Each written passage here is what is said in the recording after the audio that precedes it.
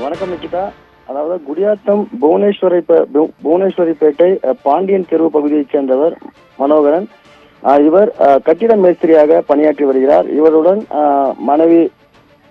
மனைவி மற்றும் 2 மகள்கள் மற்றும் ஒரு மகன் வசித்து வருகின்றனர். இந்த நிலையில் மனோகரன் நேற்று கோபாலபுரம் பகுதியில் இருக்கக்கூடிய ஒரு கோவிலுக்கு சென்று அந்த கோவிலின் வாசலில் கற்பூரம் ஏற்றிவிட்டு முட்டி போட்டு கடவுளை வேண்டுவது போல் வணங்கியிருக்கின்றார். பின்பு அவர் மறைத்து வைத்திருந்த பிளேடால் அவர் கழுத்தை ஒரு 30க்கும் மேற்பட்ட முறை அவர் கழுத்தை அறுத்துக் கொண்டிருக்கின்றார். உடனே அந்த பகுதியில் வந்த பக்தர்கள் இவர் கழுத்தை அறுத்துக் கொண்டதை கண்டு அதிர்ச்சி அடைந்தனர்.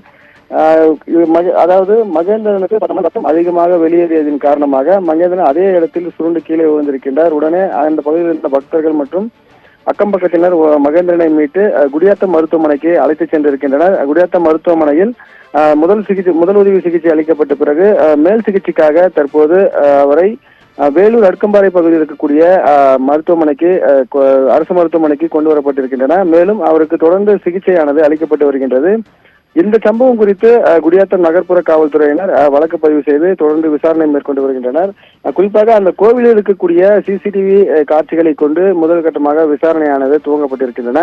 அந்த சிசிடிவி காட்சியில் பதிவாகி இருக்கக்கூடிய காட்சியை தான் நாம் தற்போது பார்த்து கொண்டிருக்கிறோம். அதாவது அவர் கோவிலுக்குள் வந்து கற்பூரம் ஏற்றிவிட்டு உடனே அவர் தன்னைத்தானே அவர் கழுத்தை அறுத்துக் கொள்ளக்கூடிய காட்சியானது பதிவாயிருக்கின்றன. இந்த காட்சியை தொடர்ந்து காவல்துறையினர் இவர் எதற்காக இது போன்ற செயலில் ஈடுபட்டார் என்ற விசாரணையானது மேற்கொள்ளப்பட்டு வருகின்றன. இது குறித்து அவருடைய உறவினர்கள், அதாவது மனைவி மற்றும் உறவினர்களிடம் காவல்துறையினர் விசாரித்ததில் அதாவது மகேந்திரன் கடந்த சில நாட்களாகவே அவர் தன்னைத்தானே பேசிக் கொண்டிருப்பதாகவும் மேலும் தன்னை யாரோ அழைப்பது போல் இருக்கிறது என்று அவர் தொடர்ந்து தெரிவித்ததாகவும் அவர்கள் உறவினர்கள் தற்போது தெரிவித்திருக்கின்றனர்.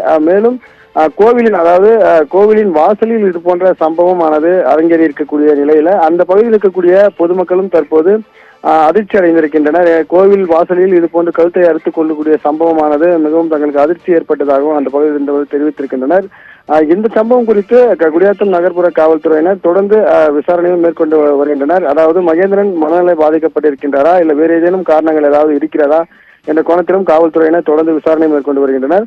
தற்போது ஆபத்தான நிலையில் மகேந்திரன் வேலூர் அடுக்கம்பாறையில் இருக்கக்கூடிய அரசு மருத்துவக் கல்லூரி மருத்துவமனையில் தொடர்ந்து சிகிச்சை பெற்று வருகின்றார். நிகிதா.